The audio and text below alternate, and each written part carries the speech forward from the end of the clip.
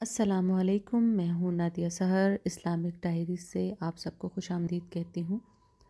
میں امید کرتی ہوں آپ سب خیریت سے ہوں گے اور میرے ایپیسوڈز جو ہے وہ بہت دلچسپی سے آپ سب سن رہے ہوں گے۔ کل میں نے ذکر کیا تھا حضرت عمر رضی اللہ تعالیٰ عنہ کا شوق شہادت کہ وہ کس طرح شہید ہو گئے اور عتبہ بن ربیعہ اپنے ساتھیوں کے ساتھ کس طرح ہلاک ہو گیا۔ آج وہیں سے ہم اپنا سلسلہ شروع کریں گے حضرت زبیر رضی اللہ تعالیٰ عنہ کی تاریخی برچھی سے۔ بسم اللہ الرحمن الرحیم۔ اس کے بعد سعید بن عاص کا بیٹا عبید سر سے پاؤں تک لوہے کے لباس اور ہتھیاروں سے چھپا ہوا سب سے باہر نکلا اور یہ کہہ کر اسلامی لشکر کو للکارنے لگا کہ میں ابو کرش ہوں۔ اس کی یہ مغرورانہ للکار سن کر حضور صلی اللہ علیہ وآلہ وسلم کے پھوپھی زاد بھائی حضرت زبیر بن عوام رضی اللہ تعالیٰ عنہ جوش میں بھرے ہوئے اپنے برچھی لے کر مقابلے کے لیے نکلے، مگر یہ دیکھ کر کہ اس کی دونوں آنکھوں کے سوا اس کے بدن کا کوئی حصہ بھی ایسا نہیں ہے جو لوہے سے چھپا ہوا نہ ہو، حضرت زبیر رضی اللہ تعالیٰ عنہ نے تاک کر اس کی آنکھ میں اس زور سے برچھی ماری کہ وہ زمین پر گر پڑا اور مر گیا۔ برچھی اس کی آنکھ کو چھیدتی ہوئی کھوپڑی کی ہڈی میں چبھ گئی تھی۔ حضرت زبیر رضی اللہ تعالیٰ عنہ نے جب اس کی لاش پر پاؤں رکھ کر پوری طاقت سے کھینچا تو بڑی مشکل سے برچھی نکلی، لیکن اس کا سر مڑ کر خم ہو گیا۔ یہ برچھی ایک تاریخی یادگار بن کر برسوں تبرک بنی رہی۔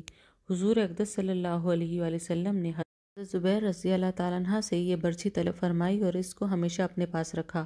پھر حضور صلی اللہ علیہ وآلہ وسلم کے بعد چاروں خلفائے راشدین کے پاس منتقل ہوتی رہی۔ پھر حضرت زبیر رضی اللہ تعالیٰ عنہ کے فرزند حضرت عبداللہ بن زبیر رضی اللہ تعالیٰ عنہ کے پاس آئی، یہاں تک کہ 73 ہجری میں جب بنو امیہ کے ظالم گورنر حجاج بن یوسف ثقفی نے اس کو شہید کر دیا تو یہ برچھی بنو امیہ کے قبضے میں چلی گئی اور پھر اس کے بعد لاپتہ ہو گئی۔ حضرت عبد الرحمن بن عوف رضی اللہ تعالیٰ عنہ کا بیان ہے کہ میں صف میں کھڑا تھا اور میرا دائیں بائیں دو نوعمر لڑکے کھڑے تھے۔ ایک نے چپکے سے پوچھا کہ چچا جان، کیا آپ ابو جہل کو پہچانتے ہیں؟ میں نے اس سے کہا کہ کیوں بھتیجے، تم کو ابو جہل سے کیا کام ہے؟ اس نے کہا کہ چچا جان، میں نے خدا سے یہ عہد کیا ہے کہ میں ابو جہل کو جہاں دیکھ لوں گا یا تو اس کو قتل کر دوں گا یا خود لڑتا ہوا مارا جاؤں گا، کیونکہ وہ اللہ تعالیٰ کے رسول صلی اللہ علیہ وآلہ وسلم کا بہت ہی بڑا دشمن ہے۔ حضرت عبد الرحمن کہتے ہیں کہ میں حیرت سے اس نوجوان کا منہ تاک رہا تھا کہ دوسرے نوجوان نے بھی مجھ سے یہی کہا۔ اتنے میں ابو جہل تلوار گھماتا ہوا سامنے آ گیا اور میں نے اشارے سے بتا دیا کہ ابو جہل یہی ہے۔ بس پھر کیا تھا، یہ دونوں لڑکے تلواریں لے کر اس پر اس طرح جھپٹے جس طرح باز اپنے شکار پر جھپٹتا ہے۔ دونوں نے اپنی تلواروں سے مار مار کر ابو جہل کو زمین پر ڈھیر کر دیا۔ یہ دونوں لڑکے حضرت معوذ اور حضرت معاذ رضی اللہ تعالیٰ عنہ تھے جو افرا کے بیٹے تھے۔ ابو جہل کے بیٹے اکرمہ نے اپنے باپ کے قاتل حضرت معاذ پر حملہ کر دیا اور پیچھے سے ان کی بائیں شانے پر تلوار مار دی، جس سے ان کا بازو کٹ گیا، لیکن تھوڑا سا چمڑا باقی رہ گیا اور ہاتھ لٹکنے لگا۔ حضرت معاذ نے اکرمہ کا پیچھا کیا اور دور تک دوڑایا، مگر اکرمہ بھاگ کر بچ نکلا۔ حضرت معاذ رضی اللہ تعالیٰ عنہ اس حالت میں بھی لڑتے رہے، لیکن کٹے ہوئے ہاتھ کے لٹکنے سے زحمت ہو رہی تھی تو انہوں نے اپنے کٹے ہوئے ہاتھ کو پاؤں سے دبا کر اس زور سے کھینچا کہ تسمہ الگ ہو گیا اور پھر وہ آزاد ہو کر ایک ہاتھ سے لڑتے رہے۔ حضرت عبداللہ بن مسعود رضی اللہ تعالیٰ عنہ ابو جہل کے پاس سے گزرے۔ اس وقت ابو جہل میں کچھ زندگی کی رمق باقی تھی۔ حضرت عبداللہ بن مسعود رضی اللہ تعالیٰ عنہ نے اس کی گردن کو اپنے پاؤں سے روند کر فرمایا کہ تو ہی ابو جہل ہے، بتا آج تجھے اللہ نے کیسا رسوا کیا۔ ابو جہل نے اس حالت میں بھی گھمنڈ کے ساتھ یہ کہا کہ تمہارے لیے کوئی بڑا کارنامہ نہیں ہے، میرا قتل ہو جانا اس سے زیادہ نہیں ہے کہ ایک آدمی کو اس کی قوم نے قتل کر دیا۔ ہاں، مجھے اس کا افسوس ہے کہ کاش مجھے کسانوں کے سوا کوئی دوسرا شخص قتل کرتا۔ حضرت معوذ اور حضرت معاذ رضی اللہ تعالیٰ عنہ چونکہ یہ دونوں انصاری تھے اور انصار کھیتی باڑی کا کام کرتے تھے اور قبیلہ قریش کے لوگ کسانوں کو بڑی حقارت کی نظر سے دیکھا کرتے تھے، اسی لیے ابو جہل نے کسانوں کے ہاتھ سے قتل ہونے کو اپنے لیے قابل افسوس بتایا۔ جنگ ختم ہو جانے کے بعد حضور اکرم صلی اللہ علیہ وآلہ وسلم حضرت عبداللہ بن مسعود کو ساتھ لے کر ابو جہل کی لاش کے پاس سے گزرے تو لاش کی طرف اشارہ کر کے فرمایا کہ ابو جہل اس زمانے کا فرعون ہے۔ پھر عبداللہ بن مسعود رضی اللہ تعالیٰ عنہ نے ابو جہل کا سر کاٹ کر تاجدار دو عالم کے قدموں پر ڈال دیا۔ حضور صلی اللہ علیہ وآلہ وسلم نے جنگ شروع ہونے سے پہلے ہی یہ فرما دیا تھا کہ کچھ لوگ کفار کے لشکر میں ایسے بھی ہیں جن کو کفار مکہ دباؤ ڈال کر لائے ہیں۔ ایسے لوگوں کو قتل نہیں کرنا چاہیے۔ ان لوگوں کے نام بھی حضور صلی اللہ علیہ وآلہ وسلم نے بتا دیے تھے۔ انہی لوگوں میں سے ابو النجتری بھی تھا جو اپنی خوشی سے مسلمانوں سے لڑنے کے لیے نہیں آیا تھا بلکہ کفار قریش اس پر دباؤ ڈال کر زبردستی کر کے لائے تھے۔ عین جنگ کی حالت میں حضرت نضر بن زیاد رضی اللہ تعالیٰ عنہ کی نظر ابو النجتری پر پڑی جو اپنے ایک گہرے دوست جنادہ بن ملیحہ کے ساتھ گھوڑے پر سوار تھا۔ حضرت مجزر رضی اللہ تعالیٰ عنہ نے فرمایا کہ اے ابو النجتری، چونکہ حضور صلی اللہ علیہ وآلہ وسلم نے ہم لوگوں کو تیرے قتل سے منع فرمایا ہے اس لیے میں تجھ کو چھوڑ دیتا ہوں۔ ابو النجتری نے کہا کہ میرے ساتھی جنادہ کے بارے میں تم کیا کہتے ہو؟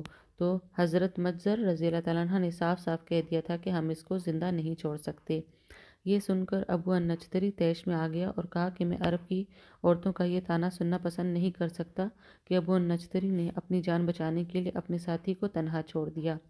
یہ کہہ کر ابو النجتری نے رجز کا یہ شعر پڑھا کہ ایک شریف زادہ اپنے ساتھی کو کبھی ہرگز نہیں چھوڑ سکتا جب تک کہ مر نہ جائے یا اپنا رستہ نہ دیکھ لے۔ امیہ بن خلف بہت ہی بڑا دشمن رسول تھا۔ جنگ بدر میں جب کفر و اسلام کے دونوں لشکر گتھم گتھا ہو گئے تو امیہ اپنے پرانی تعلقات کی بنا پر حضرت عبد الرحمن بن عوف رضی اللہ تعالیٰ عنہ سے چمٹ گیا کہ میری جان بچائیے۔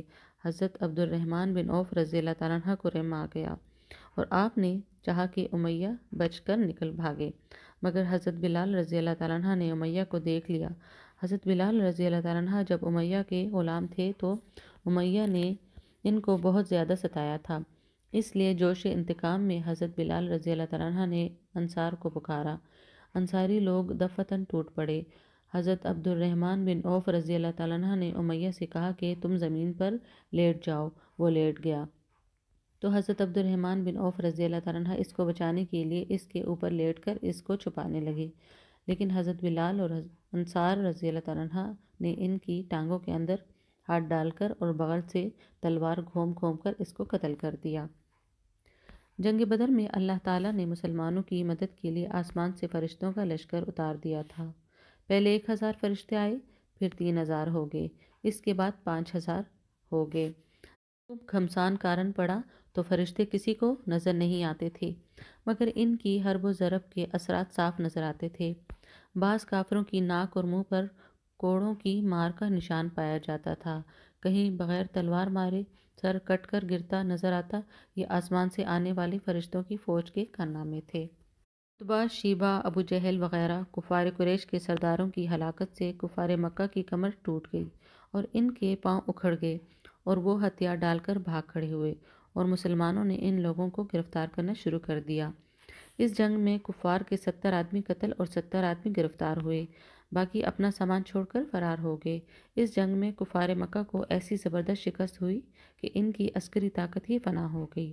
کفار قریش کے بڑے بڑے نامور سردار جو بہادری اور فن سپہ گری میں یکتائے روزگار تھے، ایک ایک کر کے سب موت کے گھاٹ اتار دیے گئے۔ ان ناموروں میں عتبہ، شیبہ، ابو جہل، ابو النجتری، زمہ، عاص بن ہشام، امیہ بن خلف، منبع بن حجاج، عقبہ بن ابی معیط، نضر بن حارث وغیرہ قریش کے سرتاج تھے۔ یہ سب مارے گئے۔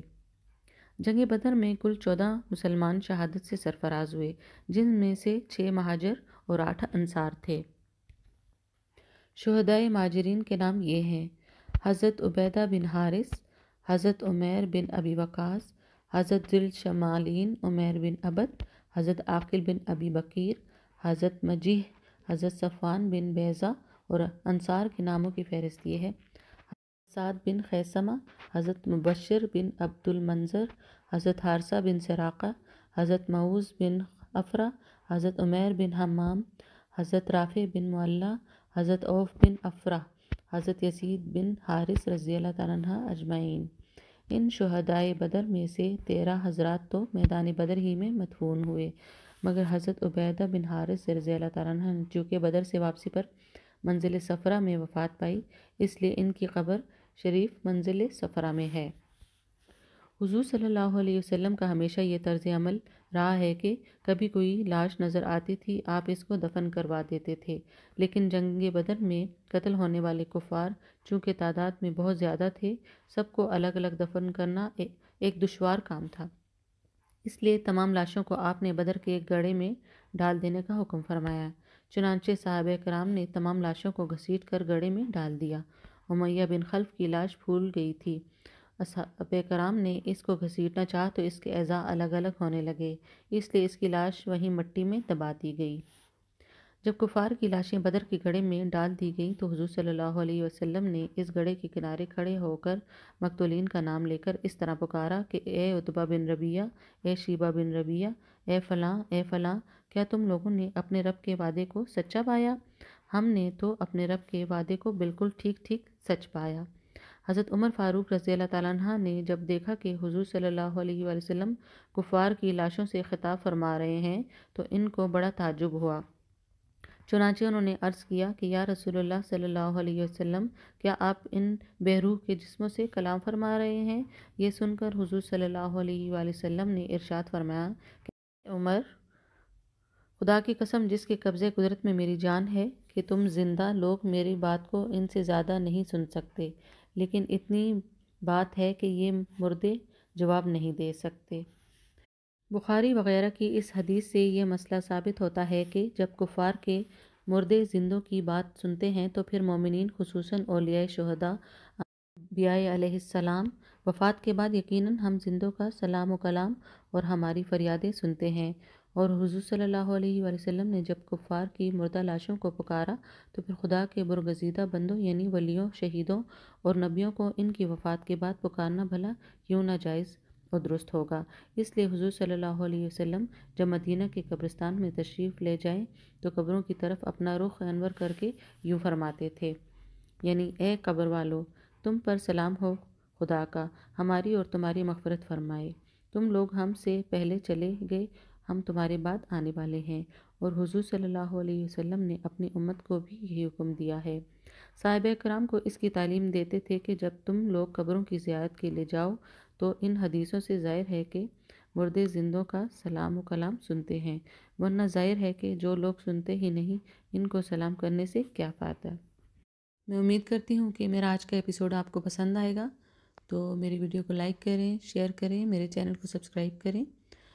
بہت خیال رکھیے گا، آپ سب کا بہت شکریہ، کل ملتے ہیں، اللہ حافظ۔